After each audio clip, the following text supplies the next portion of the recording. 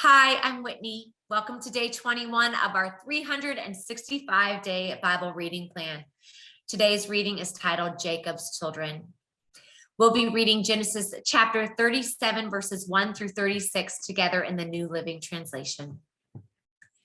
So Jacob settled again in the land of Canaan, where his father had lived as a foreigner. This is the account of Jacob and his family. When Joseph was 17 years old, he often tended his father's flocks. He worked for his half-brothers, the son of his father's wives, Bilhah and Zilpah. Joseph reported to his father some of the bad things his brothers were doing. Jacob loved any of his other children because Joseph had been born to him in his old age. So one day, Jacob had a special gift made for Joseph, a beautiful robe. But his brothers hated Joseph because their father loved him more than the rest of them. They couldn't say a kind word to him. One night, Joseph had a dream, and when he told his brothers about it, they hated him more than ever. Listen to this dream, he said. We were out in the field tying up bundles of grain. Some bundles stood up, and your bundles all gathered around and bowed low before mine.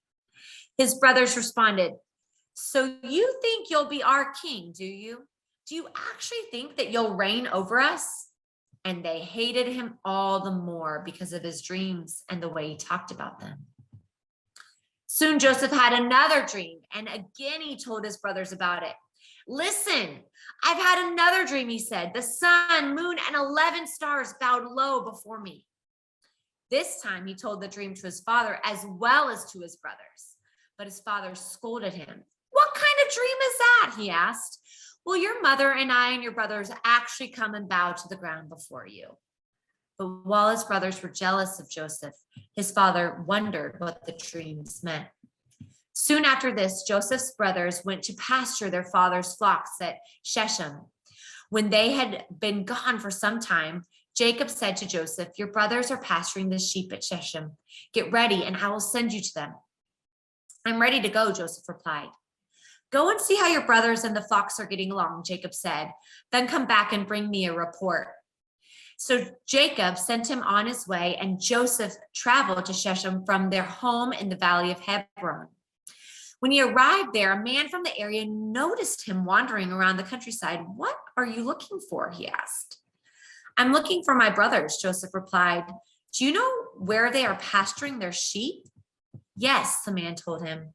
"They've moved on from here, but I heard them say, 'Let's go on to Dothan.'" So Joseph followed his brothers to Dothan and found them there.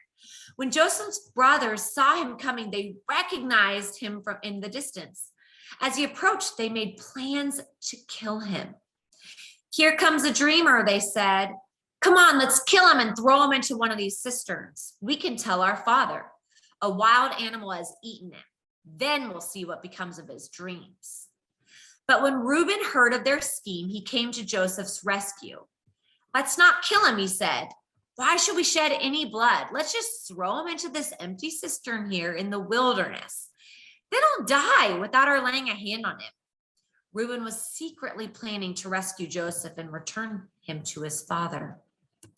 So when Joseph arrived, his brothers ripped off the beautiful robe he was wearing. Then they grabbed him and threw him into the cistern. Now the cistern was empty. There was no water in it. Then just as they were sitting down to eat, they looked up and saw a caravan of camels in the distance coming toward them. It was a group of Ishmaelite traders taking a load of gum, balm, and aromatic resin from Gilead down to Egypt. Judah said to his brothers, "What will we gain by killing our brother? We'd have to cover up the crime. Hurting him, let's sell him to these Ishmaelite traders. After all, he is our brother, our own flesh and blood." And his brothers agreed. So when the Ishmaelites, who were Midianite traders, came by, Joseph's brothers pulled him up out of the cistern and sold him to them for 20 pieces of silver. And the traders took him to Egypt. Sometime later, Reuben returned to Joseph out of the cistern. When he discovered that Joseph was missing, he tore his clothes in grief. Then he went back to his brothers and lamented, "The boy is gone. What do we do now?" Then the brothers killed a young goat and dipped Joseph's robe in the blood. They sent the beautiful robe to their father with this message: "Look at what we found. Doesn't this robe belong to your son? Their father recognized it immediately. Yes, he said, it is my son's robe. A wild animal must have eaten him.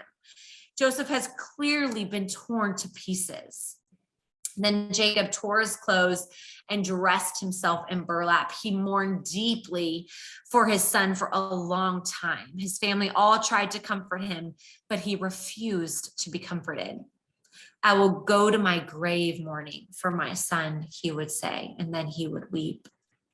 Meanwhile, the Midianite traders arrived in Egypt, where they sold Joseph to Potiphar, an officer of Pharaoh, the king of Egypt.